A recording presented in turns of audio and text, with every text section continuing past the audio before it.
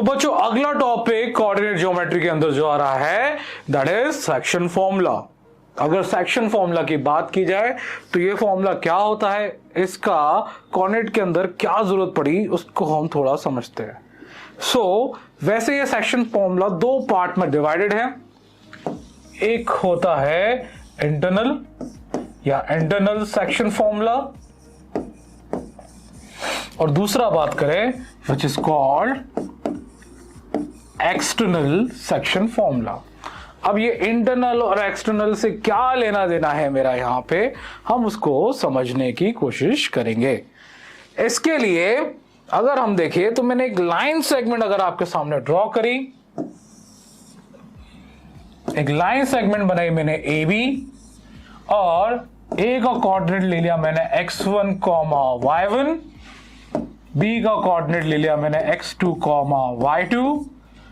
बिल्कुल, क्या ये दो लाइन एक लाइन सेगमेंट किसी दो कोऑर्डिनेट से मिलकर बना है? बिल्कुल, और दोनों के कोऑर्डिनेट्स हमारे सामने गिवन है और मैंने इनके आसपास इनके इंटरनली कोई भी एक पॉइंट मैंने सी सपोज कर लिया जिसका कोऑर्डिनेट ले लिया मैंने x, y। अब ध्यान रखिएगा जो ये पॉइंट सी है वो इस लाइन सेगमेंट का मिड पॉइंट बिल्कुल भी नहीं है। अब ये पॉइंट कहीं भी लाई कर सकता है इंटरनली इस लाइन सेगमेंट के अंदर, तो ये पॉइंट जो है वो इस लाइन सेगमेंट को कुछ ना कुछ रेशियो में डिवाइड जरूर कर रहा होगा, ये तो आप मानते होंगे। वो हम आगे बात करेंगे जब हम फॉर्मूले को डिराइव करेंगे। पर अगर क्वेश्चन किस तरीके से आता है समझिए कि अगर एक लाइन सेगमेंट दी हुई है जिसका एक पॉइंट एंड पॉइंट दिया है ए, दूसरा एंड पॉइंट दिया है बी, दोनों के कोऑर्डिनेट्स हमारे सामने गिवन है और उनके बीच में एकदम मिडिल पॉइंट में नहीं, इंटरनली कोई एक पॉइंट लाई कर रहा है जिसका हमें कोऑर्डिनेट फाइंड आउट करना है। तो यहां पे हमें सेक्शन फॉर्मूले की जरूरत पड़ती है। तो मेरे ख्याल से आपको ये इंटरनल सेक्शन फॉर्मूला क्या होता है, उसको डिराइव कैसे करना है, उसकी बेसिक जो शुरुआत है वो थोड़ी सी समझ में आ गई होगी। अब इस इंटरनल सेक्शन फॉर्मूले के डेरिवेशन की तरफ हम बढ़ते हैं। तो जब हम डेरिवेशन की तरफ बढ़ेंगे तो मैंने कहा हर बार क्या जरूरत पड़ रही है, एक कार्टेशियन प्लेन की। तो फिर अगेन हमने एक कार्टेशियन प्लेन ड्रॉ करा यहां पे। अब एक लाइन सेगमेंट अगेन ड्रॉ करेंगे जिसमें हमने एक पॉइंट ए लिया था, दूसरा पॉइंट हमने बी लिया है। ए का कोऑर्डिनेट हमने क्या सपोज किया था बच्चों लोगों, x1, y1, बिल्कुल सही। और बी का कोऑर्डिनेट क्या सपोज किया था, x2, y2। और इन्हीं के इंटरनली एक पॉइंट सी लाई कर रहा है हमारे पास, एक पॉइंट सी सपोज करा जिसका कोऑर्डिनेट आ रहा है x, y, जिसकी हमें वैल्यू फाइंड आउट करना है। अब जैसा कि मैंने आपसे बोला था कि ये जो पॉइंट इंटरनली लाई कर रहा है ये इस लाइन सेगमेंट को किसी ना किसी रेशियो में डिवाइड जरूर करेगा। उस रेशियो को हमने यहां पे सपोज कर लिया, यहां से यहां तक का वैल्यू हमने सपोज करा m1 और ये वैल्यू हमने सपोज कर लिया m2। तो m1 m2 रेशियो में ये पॉइंट C इस लाइन सेगमेंट AB को डिवाइड कर रहा है। अब देखिए मतलब ये जो रेशियो है ये भी इसके फॉर्मूले में एक इंपॉर्टेंट रोल अदा करेंगे। अगेन कंस्ट्रक्शन करेंगे the same construction we did in the previous formula but in a different way. किस तरीके से, अब मैंने B से एक परपेंडिकुलर ड्रॉ करा और उसको C से ज्वाइन कर दिया। इस पॉइंट को नाम दे दिया मैंने D। अगेन एक परपेंडिकुलर मैंने यहां से ड्रॉ करा, इस पॉइंट को नाम दे दिया E। तो आप ध्यान से देखेंगे तो यहां पे दो ट्राइंगल्स, राइट एंगल ट्राइंगल्स मेरे सामने ड्रॉ हो रहे हैं। राइट एंगल ट्राइंगल्स को ध्यान से आप देखिए, इनके बिना ये डेरिवेशन डिराइव होने वाला नहीं है।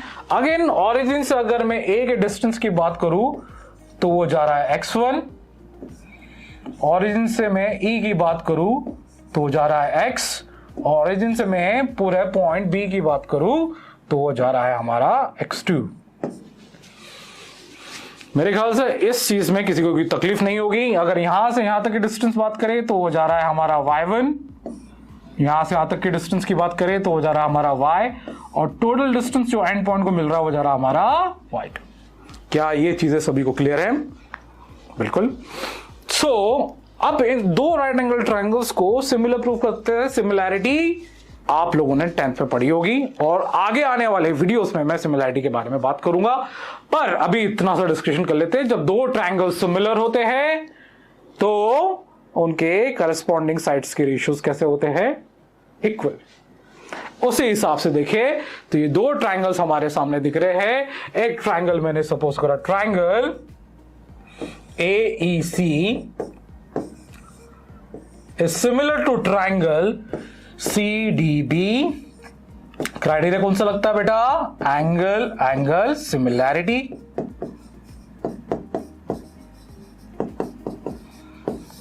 राइट एंगल ट्रायंगल से दो ऑलरेडी और इंसिडेंट एंगल्स इक्वल होते हैं, इसलिए हम बोल सकते हैं कि दोनों राइट एंगल ट्रायंगल्स एक दूसरे के क्या होंगे? सिमिलर। अब जब सिमिलर होते हैं तो मैंने अभी थोड़ी देर पहले डिस्कस किया था कि इनके करस्पॉन्डिंग साइड्स के रेशियो कैसे होते हैं बेटा लोग? इक्वल। तो अगर इन दोनों ट्रायंगल्स के करस्पॉन्डिंग साइड्स की बात की जाए तो यहां ए का करस्पॉन्डिंग बनेगा CD। फिर से बात करो, क्या बोला मैंने? ए का corresponding CD। It means A upon में क्या आएगा बेटा मेरे सामने? CD। ए अपॉन CD, क्योंकि ए का करस्पॉन्डिंग बन रहा है CD। सिमिलरली CE का करस्पॉन्डिंग बनेगा BD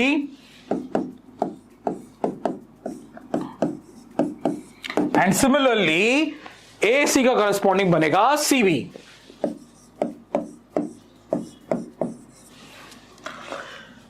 तो किन्हीं भी दो, अगर मैं अभी तो पहले बात करता हूं कि इनकी भी दो साइड्स के रेशियो ले, पर उस तरीके से ले कि हमें x और y का अलग अलग फॉर्मूला डिराइव करना है। तो हमें पता है कि AE की बात की जाए तो AE रिप्रेजेंट कर रहा है किसको? x को। सिमिलरली CDB किसको रिप्रेजेंट कर रहा है? x को। तो पहले हम AE अपॉन CD को किसके इक्वल लेके चलेंगे? AC upon CB। यहां से हम सबसे पहले x की वैल्यू निकालने का फॉर्मूला डिराइव करेंगे। आई होप आपको मेरी बात समझ में आ रही होगी बिल्कुल। अगर AE की बात की जाए तो जरा दो ज्ञान से देखिए AE को। अगर मैं ओरिजिन से E के डिस्टेंस और ओरिजिन के A के डिस्टेंस को माइनस कर दूं तो मेरे सामने AE की वैल्यू निकल के आएगी। तो AE की वैल्यू की अगर बात की जाए तो जरा देखिए, ओरिजिन से E की डिस्टेंस कितनी है हमारे सामने? x, और ओरिजिन से A की डिस्टेंस कितनी है हमारे सामने? x1। तो AE की जो वैल्यू आ रही that is x minus x1 divided by CD की बात करें, CD दिख रहा होगा सभी को। ओरिजिन से D की डिस्टेंस और ओरिजिन से C की, ओरिजिन से D की डिस्टेंस की बात करें तो x2 है और ओरिजिन से C की बात करें तो क्या है? वो x। AC और CB की वैल्यू ऑलरेडी हमारे सामने गिवन है, that is M1 and M2। तो यहां पे हमारे सामने आ जाएगा M1 डिवाइडेड बाय M2। तो बेटा अभी ये डायग्राम की मुझे जरूरत नहीं है, इसलिए मैं स्लाइड थोड़ा सा इधर कर रहा हूं ताकि डेरिवेशन की तरफ हम और बढ़ते चले कि क्या डिराइव होने वाला है।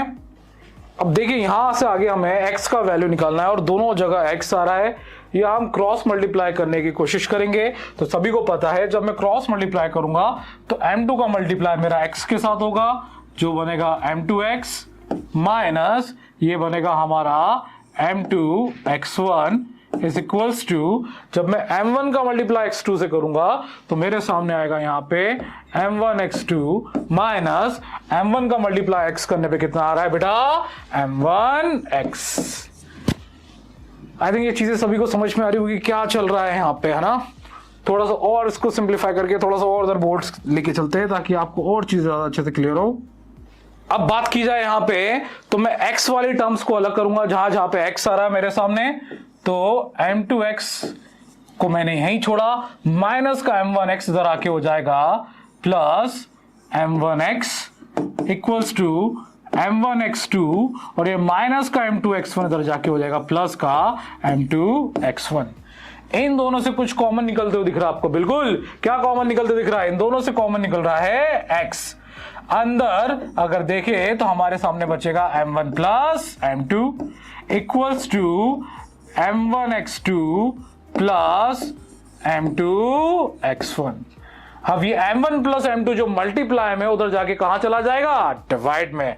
एग्जैक्टली तो x की वैल्यू का हमारा फॉर्मूला हमारे सामने बन के आ रहा है, that is x is equals to m1x2 plus m2x1 divided by m1 plus m2। तो ये डेरिवेशन हुआ x का। अगली बार y निकालने के लिए भी सेम फॉर्मूला, सेम प्रोसीजर, सी अपॉन बी डी को नेक्स्ट टाइम ए सी अपॉन सी बी के इक्वल लेंगे। वो आप खुद करके देखिएगा किस तरीके से निकलेगा। और इस कंडीशन में जो y का फॉर्मूला निकलेगा, जो ज्यादा फर्क नहीं आने वाला है, y को जो फॉर्मूला निकलेगा वो निकलेगा m1y2 प्लस m2y1 अपॉन में m1 प्लस m2। तो ये जो सेक्शन फॉर्मूला अभी आप हमारे सामने देख रहे हैं, x is equals to m1x2 plus m2x1 divided by m1 plus m2 and y equals to m1y2 plus m2y1 divided by m1 plus m2, ये सेक्शन फॉर्मूला कहलाता है। तो इस फॉर्मूले की अगर बात की जाए, ये एक और इंपॉर्टेंट पार्ट है इस चैप्टर के अंदर। तो सबसे पहले कोऑर्डिनेट ज्योमेट्री के अंदर हमने जो फॉर्मूला डिराइव करा था वो था डिस्टेंस फॉर्मूला। देन हम मूव करें सेक्शन फॉर्मूला की तरफ। अगले उसमें हम बात करेंगे एरिया ऑफ ट्रायंगल के बारे में। जी हाँ, again the last topic in this chapter and a very important one.